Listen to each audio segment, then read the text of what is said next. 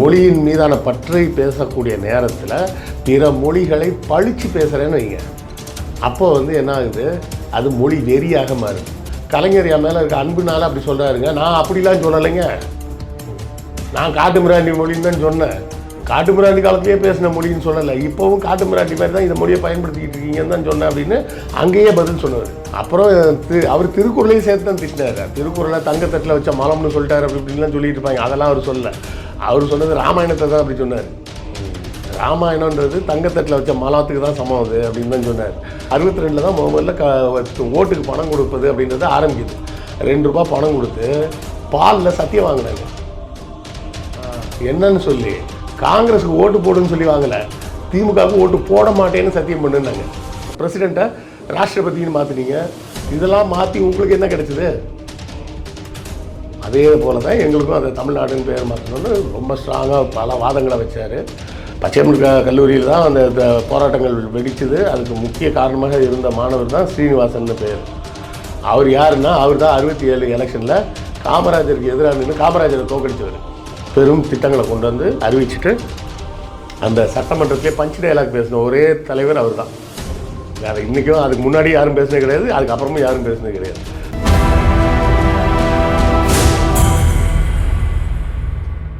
நேயர்களுக்கு வணக்கம். இன்று நம்மோடு நேர்காணல் பேசுவதற்காக வரலாற்று ஆய்வாளர் திருமிகு TS கிருஷ்ணவேல் அவர்கள் நம்மோடு இருந்திருக்கிறார். வாருங்கள், அவரோடு பேசலாம். சார் வணக்கம். சார் வணக்கம். எப்படி இருக்கீங்க? நல்லா இருக்கு சார். தமிழ்நாடு அப்படிங்கிற இந்த பெயர் வருவதற்கு மிகப்பெரிய போராட்டங்கள் நடத்தி இருக்கிறது தமிழ்நாடு. இந்த தமிழ்நாடு அப்படிங்கிற பெயர் வந்து அண்ணா தான் சூட்டினார் அப்படிங்கிற ஒரு டாக் ஒன்று இருக்குது. இன்னொன்று, அண்ணா வந்துட்டு இதை திருடிக்கிட்டாரு, இந்த கிரெடிட்ஸ் எல்லாம் திருடிக்கிட்டாரு அப்படிங்கிற ஒரு பேச்சு ஒரு பக்கம் இருக்குது. இன்னொன்று, அந்த போராட்டத்தை பற்றி பேசவே இல்லை அப்படிங்கிற ஒரு பேச்சும் இருக்குது. இந்த தமிழ்நாடு அப்படிங்கிற இந்த பெயர் எங்கிருந்து ஆரம்பித்தது, எங்கே இது வந்து முழுமையாக அங்கீகரிக்கப்பட்டுச்சு? தமிழ்நாடுன்ற பெயர் வந்து நம்ம வாழக்கூடிய இந்த பகுதிக்கு பல வருஷமாகவே இருக்குது. சரிங்களா? பல வருஷமாக இருக்குன்னா புழக்கத்தில் இருக்குது. பேச்சு வழக்கில், பாடல்கள், சங்ககால பாடல்கள் எல்லாத்தையுமே அந்த பெயர் வந்துக்கிட்டே தான் இருக்குதுன்னு வச்சிங்களேன். இருந்தாலும் அதுக்கு அஃபீஷியலாக பெயர் சூட்டணுன்றது அண்ணா மட்டும்தான் செஞ்சது. அதில் எந்த மாற்றமும் கிடையாது. அது சும்மா கூட செய்யலை. அதுக்கு பல போராட்டங்களுக்கு பிறகு தான் அந்த பெயர் அவரால் சூட்ட முடிஞ்சது.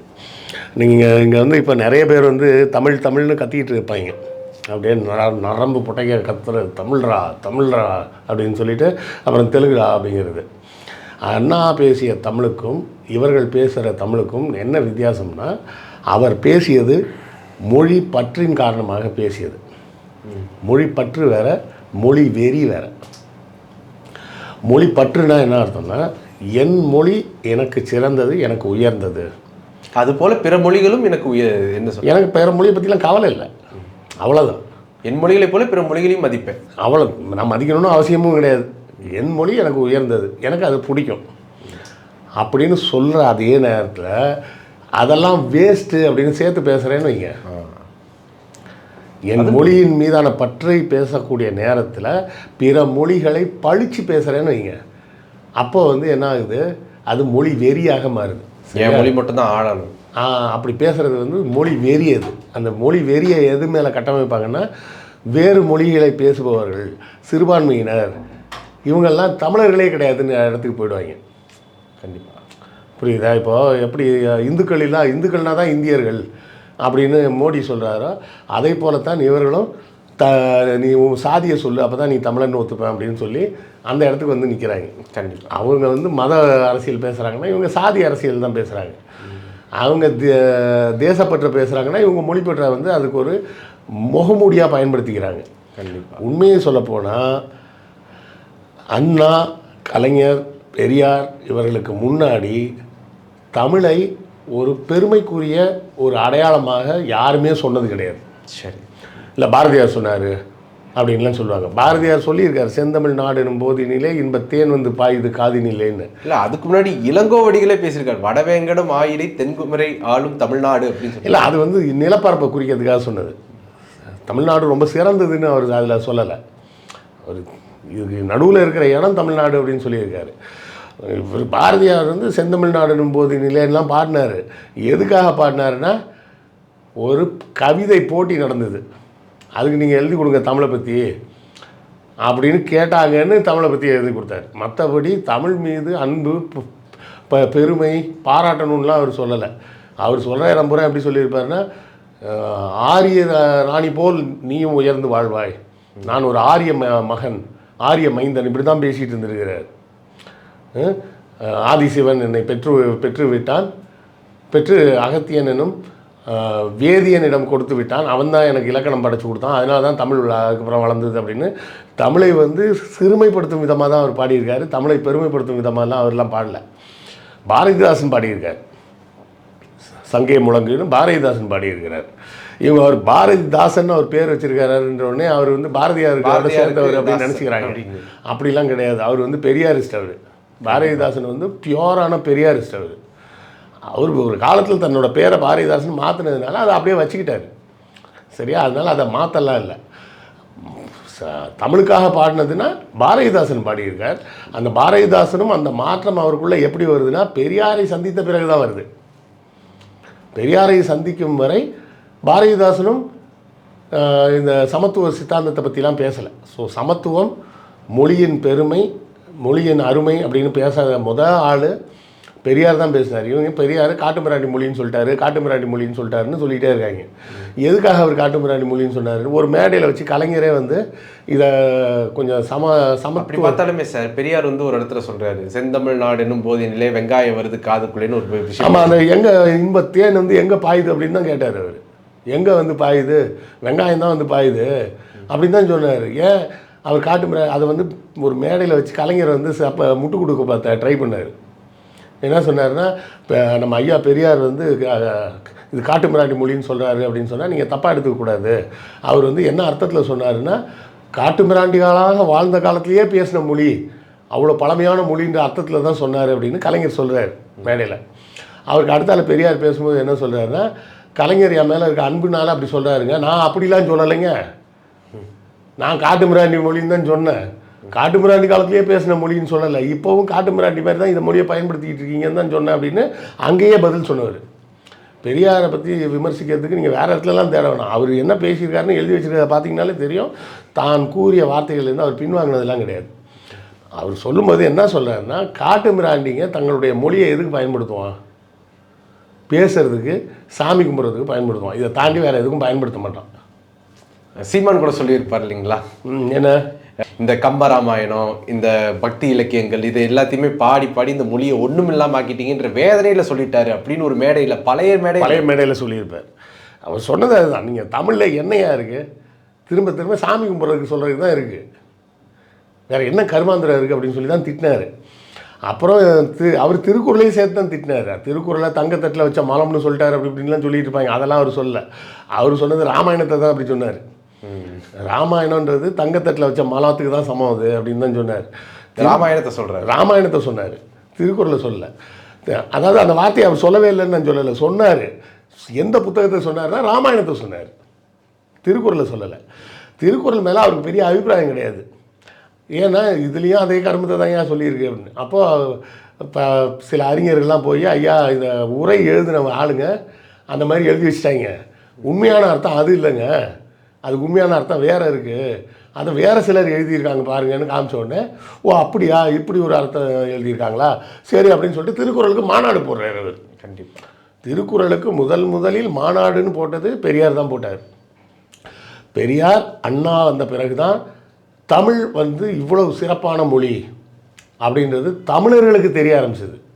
இன்றைக்கும் தமிழர்கள் வந்து தங்களுடைய மொழி சிறப்பான மொழி அப்படின்னு இப்போ ஏற்றுக்கிட்டு இவங்க போய் சாமி கும்பிட்ற கோயிலில் எங்கேயாவது தமிழில் அர்ச்சனை பண்ண சொல்கிறாங்களா? கிடையாது. அவங்களுக்கு இன்னும் மனசளவில் அந்த ஒரு தடை இருந்துகிட்டு தான் இருக்குது. இவ்வளோ தமிழ்னு பேசுகிற சீமான் வந்து பிள்ளைக்கு காது குத்துறேன்ட்டு போய் கோயிலில் போய் சமஸ்கிருதத்தில் தானே அர்ச்சனை பண்ணார். அதுவே அந்த டைமில் அந்த வீடியோ வந்து வைரல் ஆச்சு. முருகன் கோவிலில் கூட சமஸ்கிருதத்தில் தான் பாடல்கள் கேட்டால் முப்பாட்டன் முருகன்ற திருமுருகாற்றுப்படை ஓதப்படவே முப்பாட்டன் முருகன்னு சொல்கிறேன். அந்த முப்பாட்டன் முருகனுக்கு சமஸ்கிருதத்தில் தான் நீ பூஜை பண்ணிட்டு நீயே பூஜை பண்ணிட்டு வந்திருக்க. அப்போ நீ உன் தமிழ் பற்று எங்கே கிழிக்குது? அப்போது அண்ணா வந்த பிறகு தான் தமிழ் வந்து இப்படி ஒரு செழுமையான மொழி. ஒரு மேடையில் மணிக்கணக்காக தமிழில் போர் அடிக்காமல் ஒருத்தரால் பேச முடியும், சாமி கதை இல்லாமல். அதுக்கு முன்னாடி தமிழில் பேசுகிறதுனா என்ன பேசுவாங்கன்னா கதா காலட்சேபம்னு ஒன்று நடக்கும், மணிக்கணக்காக நடக்கும். உட்காந்து ராமாயணமும் மகாபாரதமும் பேசுவாங்க. கொஞ்சம் போச்சுன்னா கிருபானந்த வாரியார் மட்டும் கந்தபுராணம் பேசுவார். அவர் மட்டும்தான் கொஞ்சம் எக்ஸ்ட்ராவாக கந்தபுராணத்தையும் பேசுவார். மற்றவங்க கந்தபுராணமும் பேச மாட்டாங்க. பேசுகிறது ராமாயண மகாபாரதம் மட்டும்தான் கதா காலட்சேபத்தில் நடக்கும். அதை தாண்டி ஒரு மேடையில் ஆயிரக்கணக்கான லட்சக்கணக்கான மக்களை கூட்டி பல மணி நேரங்கள் தமிழில் ஒருத்தர் பேச முடியும், சாமியை பற்றியே பேசாமல் பேச முடியும் அப்படின்னு நிரூபித்து காட்டியவர் அண்ணா. அந்த பேச்சை கேட்பதற்கு அப்போதே ₹2 கொடுத்து டிக்கெட் வாங்கிட்டு உள்ளே வருவாங்க. எப்படி ₹2 கொடுத்து டிக்கெட் வாங்கி வருவாங்க? அரசியல் கூட்டத்துக்கு, அரசியல் சமூக விழிப்புணர்வு கூட்டம் இவர் போடுவார். டிக்கெட் போடுவாங்க, ₹2 காசு கொடுத்து டிக்கெட் வாங்கிட்டு உள்ளே வருவாங்க. ₹2 அப்போ பெரிய பணம். ஏன்னா 67 அண்ணா ஆட்சிக்கு வரும்போது என்ன சொல்கிறாரு, படி அரிசி ₹1 நிச்சயம், 3 படி லட்சியம் அப்படின்றார். நாங்கள் ஆட்சிக்கு வந்தால் ஒரு படி அரிசின்றது கிட்டத்தட்ட 1.25-1.5 கிலோ கிட்ட வரும். அந்த ஒரு படி அரிசி ₹1 நாங்கள் போடுவோம், ஆனால் மினிமம் 3 படியாவது போடுறதுக்கு ட்ரை பண்ணுறோம் அப்படின்னு சொல்கிறார். அப்போ அதுக்கெல்லாம் முன்னாடியே ₹2 டிக்கெட் வாங்கிட்டு உள்ளே வந்திருக்கிறாங்கன்னா அவரோட தமிழ் எப்படி இருந்திருக்குன்னு பாருங்கள். கண்டிப்பாக மக்கள் பணம் கொடுத்து ஒரு அரசியல் கூட்டத்தை கேட்டாங்க அப்படின்றது அண்ணா ஒருவருக்கு மட்டும்தான் நடந்தது, வேறு யாருக்குமே நடந்ததோ தெரியல எனக்கு. அப்போது முதலில் ஆங்கிலேயர்கள் இருந்தபோது இதை மெட்ராஸ் ப்ராவின்ஸ் இல்லை மெட்ராஸ் பிரசிடென்சி அப்படின்னு தான் சொல்லிட்டு இருந்தாங்க. அப்போ மெட்ராஸ் பிரசிடென்சின்னு சொல்லக்கூடிய பகுதிகளில் என்னெல்லாம் இருந்ததுன்னா கேரளாவோட சில பகுதிகள்லாம் உள்ளே இருந்தது. அப்புறம் கர்நாடகத்தில் ஒரு பாதி பகுதி இங்கே தான் இருந்தது. அப்புறம் முழுமையாக ஆந்திர பிரதேஷ் ஃபுல்லாகவே இங்கே தான் இருந்தது. ஒரிசாவில் ஒரு பாதி, பீகாரில் ஒரு பாதியும் இங்கே தான் இருந்தது. மெட்ராஸ் பிரசிடென்சி இவ்வளவும் சேர்த்து தான் மெட்ராஸ் பிரசிடென்சியாக இருந்தது. அப்போ தான் அண்ணாவும் பெரியாரும் திராவிட நாடுன்னு இந்த மெட்ராஸ் பிரசிடென்சியை பிரித்து கொடுத்துருங்க அப்படின்னு கேட்குறாங்க.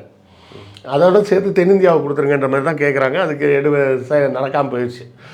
அதன் பிறகு 1952 மொழிவாரி மாநிலங்கள்னு பிரிக்கிறாங்க.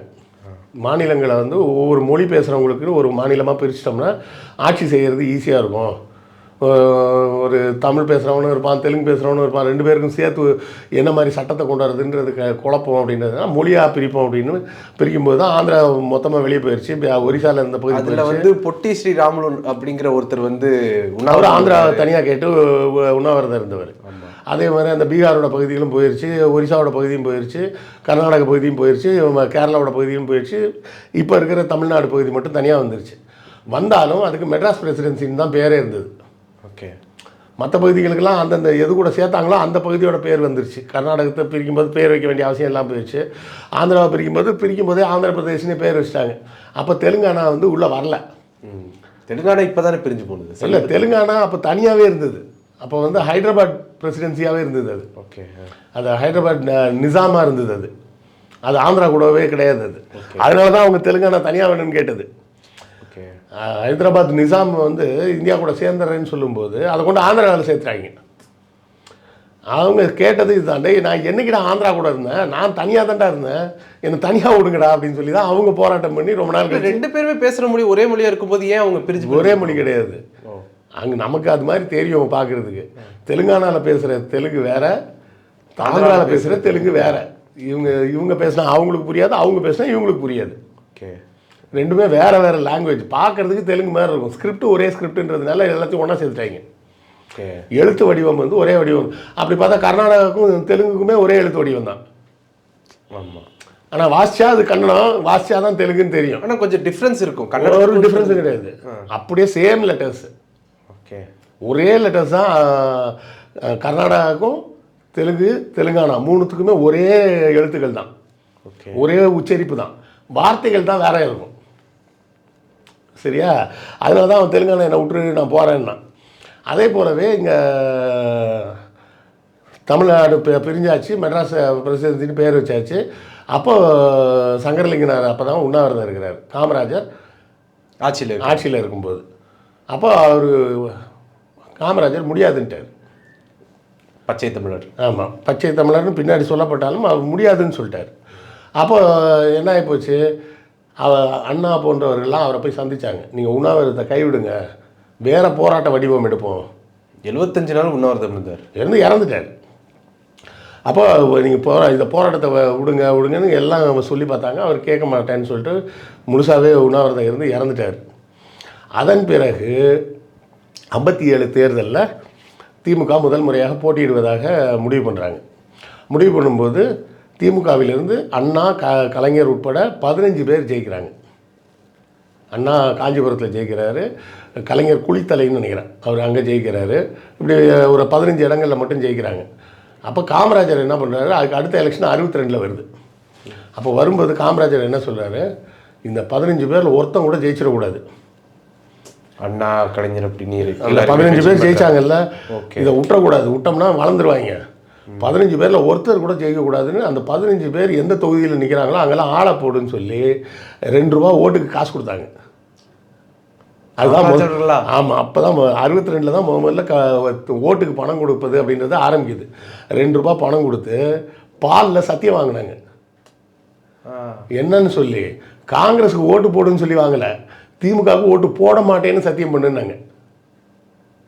வியப்பா இருக்குது. இவங்க தான் சொல்றாங்க, காமராஜர் அவர்களை முன்னிலைப்படுத்தி ஓட்டுக்கு காசு வாங்காதீங்க அப்படின்னு சொல்லி சொல்றவங்களும் இவங்க தான் இருக்கிறாங்க. முதலில் ஓட்டுக்கு பணம் கொடுத்தது காமராஜர் ஆட்சியில் 62 தான் ஓட்டுக்கு பணம் கொடுக்குறாங்க. 2 ரூபா பணம் கொடுக்குறாங்க. ஓட்டு போடுங்கன்னு சொல்லி கொடுக்கல, திமுகவுக்கு ஓட்டு போடாதீங்கன்னு சொல்லி பாலில் சத்தியம் வாங்குறாங்க. பாலில் சத்தியம் பண்ணியிருக்க குடும்பமே விளங்காமல் போயிடும், திமுக ஓட்டு போட்டுறாத அப்படின்னு சொல்லி சத்தியம் வாங்கி இந்த 15 தொகுதியிலையும் பாருங்க. தோல்வி பயத்தில் இருந்திருக்காரு. இல்லை, இவங்க ஜெயிச்சு வந்துட்டாங்கன்னா பெருசாக வந்துடுவாங்க அப்படின்னு. அப்போ அது போய் தோல்வி பயம் தானே. ஆமாம், கிட்டத்தட்ட அப்படியும் வச்சுக்கலாம். அப்போது எல்லாருமே இப்போ மற்றவங்கலாம் அந்த ஏற்கனவே போட்டியிட்ட தொகுதியில் தான் போட்டிடுறாங்க. ஒருத்தர் மட்டும் என்ன பண்ணுறாருன்னா, குளித்தலை வேண்டாம் அப்படின்னு சொல்லிட்டு தஞ்சாவூரில் நிற்கிறேன்றார் கலைஞர். அண்ணாவே கூப்பிட்டு சொல்கிறார், இது தற்கொலை முயற்சி மாதிரி இருக்குப்பா. ஏன்னா தஞ்சாவூரில் நிற்கிறது யாருன்னா பரிசுத்த நாடார்னு ஒருத்தர். இன்றைக்கும் நீங்கள் தஞ்சாவூர் போனீங்கன்னா ஹோட்டல் பரிசுத்தம்னு ஒரு ஸ்டார் ஹோட்டல் இருக்கும். ஓகே, தஞ்சாவூரில் இருக்கிற ஒரே ஸ்டார் ஹோட்டல் அதுதான், பரிசுத்தம் ஹோட்டல் பரிசுத்தம். இன்னொரு ஹோட்டல் இருக்குதுன்னு நினைக்கிறேன், இப்போ அது ஞாபகம் இல்லை எனக்கு. நான் தஞ்சாவூர் போய் ரொம்ப நாள் ஆச்சு. இப்போ ஹோட்டல் பரிசுத்தம் இப்போவும் இருக்குது. இப்போவும் ஒரு ஸ்டார் ஹோட்டல் ஓனர்னால் அப்போ அந்த காலத்தில் எவ்வளோ பெரிய பணக்காரனாக இருந்திருப்பாருன்னு பாருங்கள். கலைஞர் ஒன்றும் இல்லாதவர். நீங்கள் சினிமாலாம் பார்க்குறீங்கல்ல, ஹீரோஸ் ஒரு சின்ன கிராமத்துலேருந்து வந்து அப்படி பெருசாக டெவலப் பண்ணான்னு. ஆமாம் ஆமாம். அதுக்கு ஒரு உண்மையான உதாரணம் வந்து கலைஞர் தான். கலைஞர் பிறந்தது எப்போன்னா 1924. சரியா? 24னா என்ன ஆச்சு பாருங்கள், 34, 44, 54, 64 வந்தால் தான் அவருக்கு 40 வயசே முடியுது. 62 அவருக்கு வயசு என்ன, 38 வயசு. 38 வயசில் அவர் என்னெல்லாம் சாதிச்சிருக்காருன்னு யோசிச்சு பாருங்க. அதுதான் இதை வந்து யாரும் பேசுகிறதே கிடையாது. இவங்க திமுககாரங்களே பேசுகிறது இல்லை. இப்போ வந்து பேசிகிட்டு இருக்காங்க, நான் 50 வயசு கூட ஆகலை, உதயநிதியை சிஎம் ஆக்கிட்டாங்க அப்படி இப்படின்னு. அவங்க தாத்தாவே 40 வயசில் சிஎம் ஆகிட்டார். அவர் 69 சிஎம் ஆகிட்டார். ஓகே, சரியா? 69 என்ன வயசு இருக்குது, 62 38 வயசுனா 69க்கு இன்னொரு 7 வருஷம் கூட்டிக்கிங்க. 38 45 வயசு. 45 வயசில் சிஎம் ஆகிட்டார் அவர். 38 வயசில் அவர் என்னெல்லாம் செஞ்சுருக்காரு பாருங்க. 10 சூப்பர் டூப்பர் ஹிட்டு படம் கொடுத்துருக்கிறாரு, கதவசனம் எழுதி.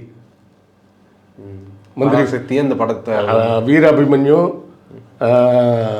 மந்திரி குமாரி, இந்த 2 படத்துலையும் அவர் பேர் வராது. அவர் பேர் வராமல் வேற ஒரு பேர் போட்டிருப்பாங்க. எழுதுனது அவர் தான். அது அவர் நெஞ்சுக்கு நீதியிலே எழுதியிருக்காரு. அதனால தான் அவர் பேர் போடலைன்னு ஒன்று தான் கோச்சிட்டு விளையாப்பிட்டார் அந்த கம்பெனி விட்டு. அப்புறமா மந்திரி குமாரியில் வராரு. Manthiri Kumari hit, Parasakthi hit, Manohara hit, இப்படி 10க்கும் மேற்பட்ட ஹிட்டு படங்கள் எத்தனை வயசுக்குள்ளே கொடுக்குறாரு, 38 வயசில். அது மட்டும் இல்லை, 38 வயசில் 2 தடவை எம்எல்ஏ ஆகிட்டார். சொந்தமாக கோபாலபுரத்தில் வீடு வாங்கிட்டார். சொந்தமாக கார் வச்சுருக்காரு. 2 சினிமா ப்ரொடக்ஷன் கம்பெனி வச்சுருக்காரு. முரசொலி பத்திரிகை நடத்திட்டு இருக்காரு. நாம் 38 வயசில் என்ன சாதிச்சிருக்கோம்? கலைஞர்லாம் ஊழல்னு கதை பேசிட்டு தெரிகிறோம். அவர் 38 வயசில் இவ்வளோ சாதனை வேலையும் செஞ்சு முடிச்சிட்டாரு. 10 சூப்பர் ஹிட் படம் கொடுத்துட்டாரு. 2 cinema company, Mekala pictures, Poompuhar பிக்சர்ஸ்னு 2 சினிமா கம்பெனி, முரசொலின்னு பத்திரிக்கை, சொந்தமாக சென்னையில் 2 கிரவுண்டில் வீடு, காரு, இவ்வளவு சம்பாதிச்சு முடிச்சிட்டாரு 38 வயசுலேயே. புரியுதுங்களா? இது கலைஞரை பற்றி இளைய தலைமுறைக்கு இதெல்லாம் தெரியலைன்றது தான் பிரச்சனை. 38 வயசில் நம்ம என்ன செஞ்சுருக்கோம்னு யோசிச்சு பாருங்க. இஎம்ஐ கூட இன்னொங்க ஹோம் லோன் கூட நிறைய பேர் வாங்கியிருக்க மாட்டான். கண்டிப்பாக. அப்போ அப்பேற்பட்ட ஒரு சாதனை மனிதர்னு வச்சுங்க. அவர் அங்கே நிற்க போகும்போது சொல்கிறாங்க, அண்ணாவே சொல்கிறாரு, தற்கொலை முயற்சி வேண்டாம் யோசிங்கன்றார். இல்லைங்க அண்ணா, நான் நிற்பேன், அங்கேயே நின்று ஜெயிக்கிறேன் அப்படின்னாரு. கடைசியில் என்ன ஆச்சுன்னா 62 எலெக்ஷனில் அந்த 15 பேரில் 14 பேரும் தோத்துட்டாங்க, அண்ணா உட்பட. அண்ணா காஞ்சிபுரத்தில் நிற்கிறாரு, காஞ்சிபுரத்துலேயே அண்ணா தோத்துட்டார். ஜெயிச்ச ஒரே ஆள் கலைஞர் மட்டும்தான் தஞ்சாவூரில். எந்த இடத்துல தற்கொலை முயற்சின்னு சொன்னாங்களோ அந்த இடத்துல அவர் மட்டும் தான் ஜெயிச்சார், மிச்சம் 14 பேரும் தோத்துட்டாங்க. ஆனால் காமராஜர் எதிர்பாராத வேற ஒன்று நடந்தது. என்ன நடந்ததுன்னா, கலைஞர் ஒருத்தர் தான் ஜெயிச்சிருப்பாருன்னு எல்லாரும் நினச்சிட்டு இருந்தாங்க. அவரோட சேர்த்து இன்னொரு 49 பேர் ஜெயிச்சிட்டாங்க வேற தொகுதிகளில். வேற தொகுதிகளில் இன்னொரு 49 பேர் ஜெயிச்சிட்டாங்க. கிட்டத்தட்ட ஒரு 50 பேருக்கு மேலே வந்துட்டாங்க. அப்போ தான் என்ன பண்ணுறாங்க, அண்ணாவை ராஜ்யசபா எம்பி ஆக்கி டெல்லிக்கு அனுப்புகிறாங்க. ஓகே. அப்போ டெல்லிக்கு போகும்போது தான் அண்ணா வந்து அங்கே வச்சு பேசுகிறாரு, எங்களுக்கு ஸ்டேட்டுக்கு தமிழ்நாடுன்னு பேர் மாற்றுங்க. முதல்ல சட்டமன்றத்தில் தீர்மானம் கொண்டு வர்றாங்க. திமுகலேருந்து தீர்மானம் கொண்டு வர்றாங்க. அந்த தீர்மானத்தை காங்கிரஸ் ஆட்சி ஏற்றுக்க மாட்டேன்ருச்சு. ஓகே. அவங்க ஏற்றுக்கிட்டால் தீர்மானத்தை நிறைவேற்றி டெல்லிக்கு அனுப்பணும். ஏற்றுக்க முடியாதுன்ட்டாங்க. அண்ணா ராஜ்யசபா எம்பியாக போய் அங்கேருந்து பேசுகிறாரு. அப்போ அண்ணா அங்கே வந்து நேரு கேட்குறாரு, என்னையா சும்மா தமிழ்ன்றீங்க, அப்புறம் தமிழ்நாடுன்றீங்க, ஏன்னா போய் முதல்ல ஹிந்தி படிங்க போங்க அப்படின்னு. அப்போ அவர் என்ன சொல்கிறாருன்னா, பெரும்பான்மையானவர்கள் ஹிந்தி பேசுகிறாங்கன்றதுக்காக இந்திய தேசிய மொழின்னு சொல்கிறீங்கன்னா, இந்தியாவில் பெரும்பான்மையாக காக்கா தான் இருக்குது. நீங்கள் காக்காவை தான் தேசிய பறவையாக அறிவிச்சிருக்கணும், நீங்கள் எதுக்கு மயில் அறிவிச்சிங்க அப்படின்னு இந்த வாதம்லாம் ரொம்ப ஃபேமஸான பேச்சுக்களில் ஒன்று. இல்லை, தேசிய விலங்கு புலின்னு அறிவிச்சாங்க இல்லைங்களா? இங்கே இந்தியாவில் எந்த மிருகத்துடைய எண்ணிக்கை ஜாஸ்தி? எலி தான் இருக்குது. அப்போ எலியை தான் அறிவிச்சிருக்கணும் நீங்கள். அவர் காக்காவும் மயிலும் உதாரணம் சொன்னார். மயில் தான் தேசிய பறவைன்றதை சொன்னார். அதே போலவே இப்போ என்ன மெட்ராஸ் பிரசிடென்சின்னு இருந்தால் என்ன, தமிழ்நாடு எல்லாம் ஒன்று தானே அப்படின்னு. அப்போ அவர் திரும்ப கேட்குறாரு, அப்பர் ஹவுஸ் லோயர் ஹவுஸ்னு பேர் இருந்தது, அதை எதுக்கு லோக்சபா ராஜ்யசபான்னு மாற்றினீங்க? அண்ணா கேட்குறாரு. அண்ணா தான் கேட்குறாரு. ஏன்னா இங்கிலீஷ்காரன் பீரியடில் அதுக்கு பேர் வந்து அப்பர் ஹவுஸ் லோயர் ஹவுஸ் தான். ஓகே. அப்பர் ஹவுஸை ராஜ்யசபான்னு மாற்றுறீங்க, லோயர் ஹவுஸை லோக்சபான்னு மாற்றுறீங்க, பிரசிடெண்ட்டை ராஷ்டிரபதினு மாற்றினீங்க. இதெல்லாம் மாற்றி உங்களுக்கு என்ன கிடைச்சிது? அதே போல் தான் எங்களுக்கும் அதை தமிழ்நாடுன்னு பேர் மாற்றணுன்னு ரொம்ப ஸ்ட்ராங்காக பல வாதங்களை வச்சார். ஒன்றும் அப்போவும் மாற்றலை அவங்க. அதன் பிறகு 65 அந்த மாணவர் போராட்டங்கள்லாம் பெருசாக வெடித்து பெரிய அளவில் கலவரம்லாம் ஏற்பட்டு, அந்த கலவரத்தில் நிறைய பேர் திமுகவினர் தான் செத்து போனாங்க. மாணவர்கள் அப்போ வந்து எல்லோரும், அப்போ வந்து திமுகவில் மாணவர் அணின்னு ஒன்று கிடையாது. சரி. ஆனால் காலேஜில் திமுக மாணவர்கள் அப்படின்னு அணிகளாக இருப்பாங்க. இந்த படம் பராசக்தின்னு ஒரு படம் எடுத்திருந்தாங்களே, அது வந்து எனக்கு என்ன அவ்வளோவா எனக்கு பிடிக்கல, ஒட்டலை. அதாவது அதோட வரலாறு தெரியாதவர்கள் மொழிப்போரை பற்றி படம் எடுத்தால் எப்படி இருக்குமோ அப்படி இருந்தது படம். ஓகே, ஆமாம், அப்படி தான் இருந்தது. தவிர உண்மையான மொழிப்போர் என்னவென்றது அந்த வரலாறு தெரியாத ஒரு நபர் எடுத்த படமாக தான் அதை நான் பார்க்குறேன். பல விஷயங்களை விட்டுட்டாங்க. நான் சொல்லப்போனால் பச்சையப்பன் கல்லூரியில் இருந்த மாணவர் தலைவர் தான் ஸ்ரீனிவாசன்னு பேர். பச்சையப்பன் கல்லூரியில் தான் அந்த போராட்டங்கள் வெடிச்சது. அதுக்கு முக்கிய காரணமாக இருந்த மாணவர் தான் ஸ்ரீனிவாசன்னு பேர். அவர் யாருன்னா, அவர் தான் 67 எலெக்ஷனில் காமராஜருக்கு எதிராக நின்று காமராஜரை தோக்கடித்தவர். ஓகே. அப்போ அவர் திமுக இல்லையா? அப்போ வந்து திமுகவில் மாணவர் அணின்னு ஒன்று கிடையாது. மாணவர் அணி, இளைஞர் அணின்னு அப்போ ஒன்றும் கிடையாது. அதை வந்து முதல்ல ஸ்டாலின் தான் ஆரம்பிக்கிறார். சரிங்களா? அதுக்கு முன்னாடி இளைஞர் அணி, மாணவர் அணின்னு தனியாக ஒன்று கிடையாது. திமுகன்னு மட்டும்தான் இருக்கும். அதுக்கப்புறம் தான் தனித்தனி அணிகள்லாம் உருவாக்கணும்னு பின்னாடி உருவாக்குறாங்கன்னு வச்சுக்கோங்க. அப்போ 67 அண்ணா வரும்போது, அப்போ சங்கரலிங்கனார் 55 தொடங்கிய பொறி மீண்டும் மீண்டும் மீண்டும் மக்கள் மத்தியில் பேசப்பட்டு, மக்கள் மன்றங்களில் பேசப்பட்டு, பாராளுமன்றத்தில் பேசப்பட்டு, எங்கேயுமே வேலை நடக்காமல், அதாவது 62லேயே இதுக்கு இது கொடுத்துட்டாங்க, தீர்மானமே போட்டாங்க சட்டமன்றத்தில், ஆன் ரெக்கார்டு தீர்மானம் நிராகரிக்கப்படுகிறது அப்படின்னு எழுதி வச்சுட்டாங்க. ஸோ சட்டப்படி என்ன நடவடிக்கை எடுக்க முடியுமோ அதையும் எடுத்தாங்க. மக்கள் போராட்டமாக என்ன செய்யணுமோ அதையும் செஞ்சாங்க. அந்த மொழிப்போர் 65 மொழிப்போர் முடியும் போது அதை குறித்து மக்கள் ஒரு விழிப்புணர்வு வந்து நம்ம தமிழ் மொழியை விட்டுறக்கூடாதுன்றதோட விழிப்புணர்வு அப்போ தான் வருது. அந்த காட்சி ஒன்று மட்டும் இன்னும் சரியாக வச்சுருந்துருப்பாங்க. என்னென்னா போஸ்ட் ஆஃபீஸ் போனால் மணியார் ஃபார்ம் ஹிந்தியில் இருக்குது அப்படின்னு. அதுதான் நம்ம சொல்லிகிட்டு இருக்கிறோம். இந்தியா வந்து படிக்கிறவன் படிச்சுக்கிட்டோம், நீ திணிச்சா என்ன ஆகும்? நான் வந்து ஒவ்வொரு வீடியோவில் பேசும்போதும் தமிழ் குறித்து பேசும்போதெல்லாம் நான் சொல்லக்கூடிய கோரிக்கை இதாக இப்போ பார்வையாளர்களுக்கு, நீங்கள் பணம் எடுக்கிறதுக்கோ படம் போடுறதுக்கோ ஏடிஎம் மிஷின் போனீங்கன்னா கார்டை சொருகணுன்னு முதல்ல ஒரு 3 ஆப்ஷன் காட்டும். இங்கிலீஷ், ஹிந்தி, தமிழ். நீங்கள் தமிழை தேர்ந்தெடுங்க. எனக்கு அந்த வார்த்தை புரியலை, நான் இங்கிலீஷே போயிடுறான்னு போனீங்கன்னா கொஞ்ச நாள் கழித்து அவன் என்ன பண்ணுவான்னா, அவனுக்கு ஸ்டாட்டிஸ்டிக்ஸ் டேட்டா என்ன சொல்லுவோம்னா, தமிழ் ஆப்ஷனை தொடர்ந்து பார்க்குறதே இல்லை. தமிழ் ஆப்ஷன் நிறைய பேர் யூஸ் பண்ணுறது இல்லை, அந்த ஆப்ஷன் அப்போ தேவையில்லைன்னு சொல்லிட்டு அவன் தூக்கிடுவான். கண்டிப்பாக அந்த ஆப்ஷனே தேவையில்லைன்னு அவன் தூக்கிடுவான். புரியுதா? அதனால் எப்போ ஏடிஎம் போனீங்கனாலும் தமிழ் ஆப்ஷனை பயன்படுத்துங்க. நமக்கு என்ன தமிழ் தெரியாதா? நமக்கு தான் தமிழ் தெரியுமே. தமிழ் தெரியாதுன்னா பரவாயில்ல, இங்கிலீஷு, ஹிந்தி. நமக்கு தமிழ் தெரியுன்றப்ப தமிழை யூஸ் பண்ணுங்கள். தமிழ் ஆப்ஷனை பயன்படுத்திக்கிட்டே இருந்தீங்கன்னா தான் தமிழை தொடர்ந்து வங்கிகளில் வச்சுருப்பாங்க, இல்லைன்னா தூக்கிடுவாங்க. இப்போவே ஃபார்மில் வந்து இங்கிலீஷ் மட்டும்தான் இருக்குது, தமிழில் இல்லை ஒரு சில வங்கிகளில். ஸோ அதை புரிந்த பிறகு தான் வந்து மக்கள் என்ன பண்ணுறாங்க, இப்போ மக்கள் சப்போர்ட்டும் வருது. 67 திமுக பெரிய அளவில் ஜெயிக்கிறாங்க. ஜெயித்த உடனே அண்ணா வந்து சட்டமாக இயற்றுகிறார். இந்த மாநிலத்துக்கு இன்று முதல் தமிழ்நாடு என்று பெயர். இனி நமக்கு கல்வியில் இருமொழி கொள்கை தான் உறுதியானது. ஆங்கிலம், தமிழ் மட்டும்தான், 3வது மொழி கிடையாது. அப்புறம் சுயமரியாதை திருமணங்கள் சட்டப்படி செல்லும் அப்படிங்கிற 3 பெரும் திட்டங்களை கொண்டு வந்து அறிவிச்சுட்டு, அந்த சட்டமன்றத்திலே பஞ்ச் டயலாக் பேசின ஒரே தலைவர் அவர் தான். வேறு இன்றைக்கும் அதுக்கு முன்னாடி யாரும் பேசினது கிடையாது, அதுக்கப்புறமும் யாரும் பேசினது கிடையாது. ஆனால் திருடிட்டாருன்னு சொல்கிறாங்க. என்னத்தை திருடினாரு? அதாவது அண்ணா வந்து ஒரு போராட்டத்தையே திருடிட்டார், சங்கரலிங்கனாருடைய போராட்டத்தை திருடி. சங்கரலிங்கனார் போராடும்போது எதிர்த்து நின்னது யார்? அண்ணாவா என்னார்?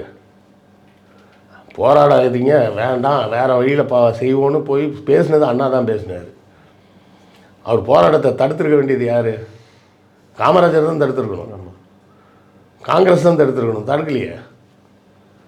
அன்றைக்கி இருந்தார், மாப்போசிலாம் இருந்தார், அவரெல்லாம் பேசினாரா தமிழ்நாடு வேணும்னு? ஆனால் அவர் தானே தலையை கொடுத்தேனும் தலைநகரை காப்போம்னு சென்னைக்காக போராடினது. அது வந்து மொழிவாரி மாநிலங்களாக பிரிக்கும் போது, மொழிவாரி மாநிலமாக பிரிக்கும் போது தமிழ்நாடுக்கு அதே நிலைப்பாட்டில் இருந்துருக்கலாம் இல்லைங்க? அவர் இல்லையே. அவர் பேசின பேச்சு எங்கே இருக்குது காட்டுங்க.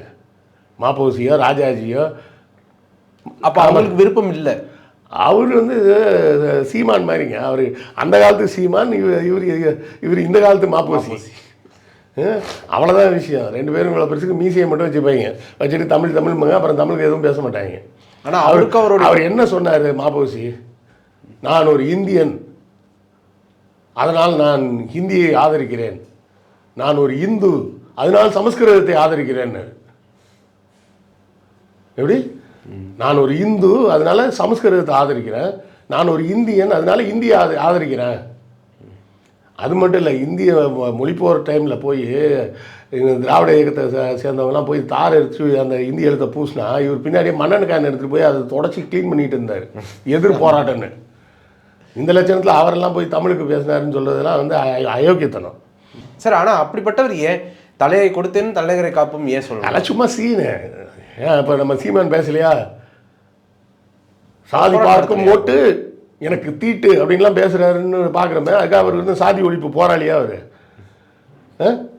மொதல் கேள்வியே நீ தமிழன்னு நான் ஒத்துக்கணும்னா உன் சாதியை சொல்லுன்றாரு. ஆனால் மாப்போசிக்கும் சீமானவர்களுடைய மாமனருக்கு ஒரு ஒற்றுமை இருக்குது, என்ன தெரியுமா சார்? சொல்லுங்கள்.